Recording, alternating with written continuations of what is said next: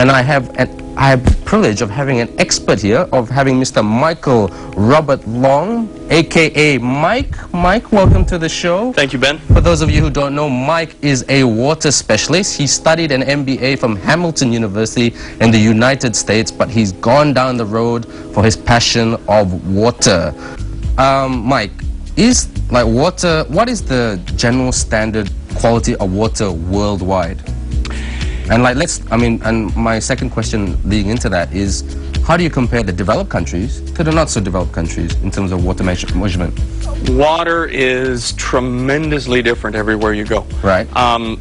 Sad to say, according to UNICEF, the United Nations Children's Foundation, there's about 6,000 kids per day die every day because of 6,000? 6,000 per day die because of contaminated water.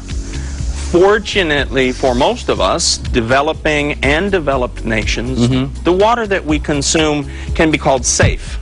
Okay? Okay. Safe as in drinkable safe? Safe as in drinkable safe, meaning you're not going to get sick and potentially die within the next week or so. Okay, okay. But there's a big difference between safe and healthy. Right. For example, if you eat a non-stop diet of fast food, it's safe, but is it healthy? Then tell us, in your 2 years here, a 2-year assessment, what is the quality of water in Malaysia? Without being too technical, we have a saying or a term that we use called aesthetics. And aesthetics really talks about the color, the smell, the taste. So I would have to say, generally, from my experience, the water in Malaysia here is safe, if you will, in general. The aesthetics are a little bit lacking. Yellowish, sometimes a funny smell. So we've got a filtration system that filters all the water in our home in Kota Kemuning, and then we purify the water that we drink. Right. Okay, so speaking of aesthetics, we're very lucky here to have some very fancy technology that you brought with us. I thought you brought a microwave oven there, Mike, as we can see. So can you tell us what this gizmo is here? This is a reverse osmosis water purification. Water purifier. And what does this purifier do? This purifier basically takes anything in the water that shouldn't be there and removes it. Okay, and now is this gadget, is this quite like something that you encourage most homes to have? Well, I would say this: if a person is interested in health, if a person is interested in long-term well-being, health, you should probably consider doing something to improve water quality. Case in point, look at all of the bottled water being sold everywhere. 20 years ago, when you were growing up, you didn't see bottled water in every market, every store. Today, it's everywhere because people are now becoming more and more conscious and aware of water quality. Part of it is infrastructure. You might have clean water from the municipal supply, but if your pipes have got cracks and breaks and leaks, mud and stuff comes in, and then what you get out at your tap is a little bit funny looking. But what is the contributing factor? What do you think are contributing factors, Mike, of poor water quality?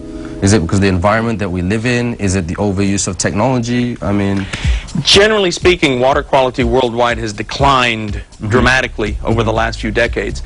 And you can directly tie it to contamination or pollution. Environmental factors, industrial waste. People just do not take care the way they should in protecting such a valuable natural resource. Okay, so what's your advice for the Malaysian public out there? What's your advice for them, not only just for water, but how they can manage this resource better? I think that if people do what they can to be more aware of where they throw things, dumping paint. I've seen people dump paint in the drain. So if we as the Malaysian general public, if we don't continue to do this, are we going to run out of water? Or is it going to be like a real commodity and a resource like oil and gas or something like that? There's no doubt that it's already coming. There's been several books written.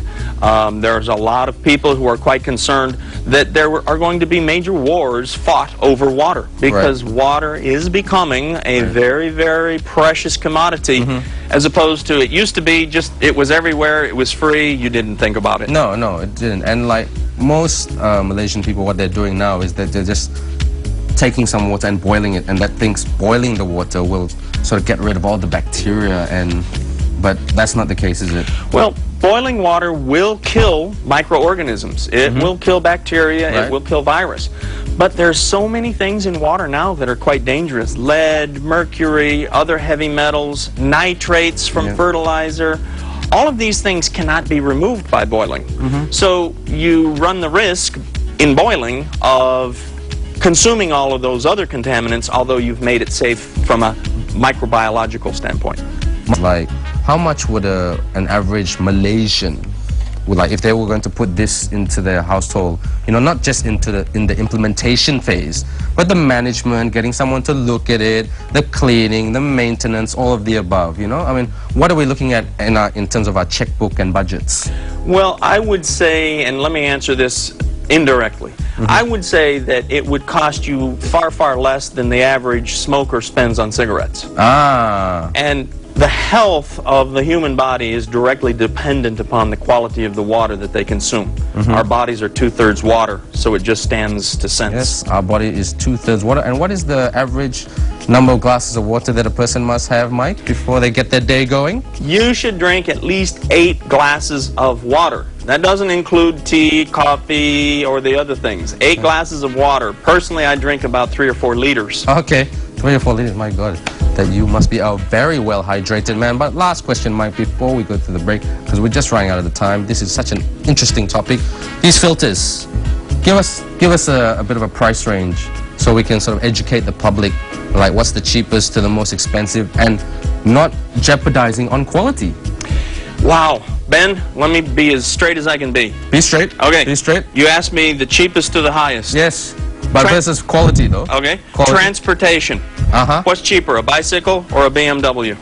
Well, they're both transportation. They're both transportation, but I have to say bicycle, the good old legs. There you go. A good carbon filter will take out a lot of contaminants. Again, we believe that purification is the key. Purification. Make sure you're drinking H2O.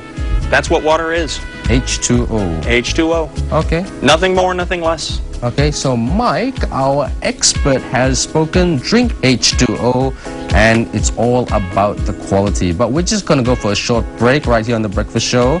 And I'd like to thank Mike for coming on and sharing his views, making a very complicated issue look very simple and very straightforward. So hats off to you, Mike. Thank you very much. Thank you, Ben. We're just going to go for a short break. We'll see you right soon.